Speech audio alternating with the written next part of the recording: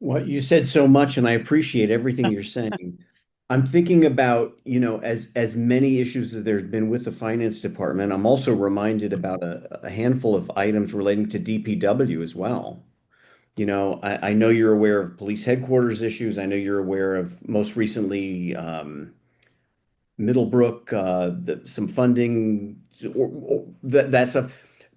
Something that seems to have been forgotten a lot is the fact that there's over $1 million in road paving bonded money that's sitting in an account that it almost seemed like no one knew about it, but then they went and asked for another $700,000 at the last town meeting with that money all unspent in DPW for road restoration.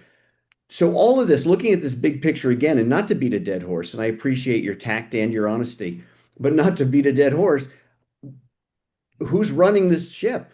I mean, it seems like there's a lot of red flags. You're even saying that the balance of power. I mean, is this something, should the charter be revisited? We're talking about again hiring two new big positions. Um, Anything you want to say about it?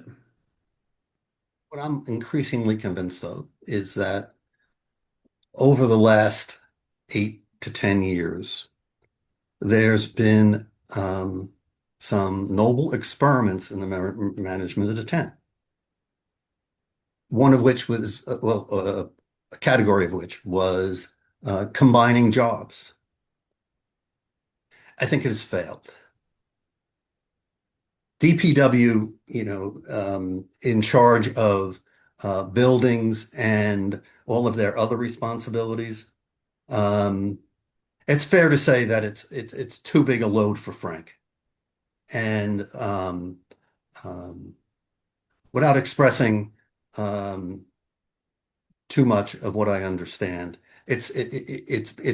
when you have too much to do, when you're doing two jobs, we've all been asked probably in our careers to, take over while Jared is being replaced. Okay. And that's usually for a limited window of time. How long does it take to replace someone? Well, in the private sector, maybe a little quicker than in the public sector, but um, that was my attempt at humor there. But um, I think it has failed, and I think you can see it where, um, I'll say to their credit, the Board of Education has swapped out and said we're not going to share the CFO role anymore. Um, which, based on the state of town hall finance, it's very understandable. Um, an assessor and the tax collector in one role.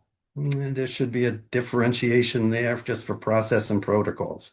So, and then, I've asked a few people who have served in senior financial positions in the last 10 years if fiscal policy in town was too conservative and left us with this $150 million of repairs and fixes.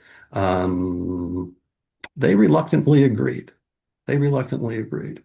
So it leaves us with that notion too of how are we going to pay for this going forward? It's sort of the cloud hanging over almost any budget discussion, any tax discussion. And, I was happy in one of my first meetings to see the capital and non-recurring expenditure fund brought to us by the Board of Finance, and is happy to vote for it. But we have to get our arms wrapped around that number and those projects to move it forward. In my almost 2 months now on the Board of Selectmen, I haven't seen a financial statement. Should we be getting a quarterly financial statement? Well, maybe the way things are going, we should be getting a monthly financial statement. We haven't gotten one yet. And that was one of the bases of what led to my question of the first select woman at the last meeting.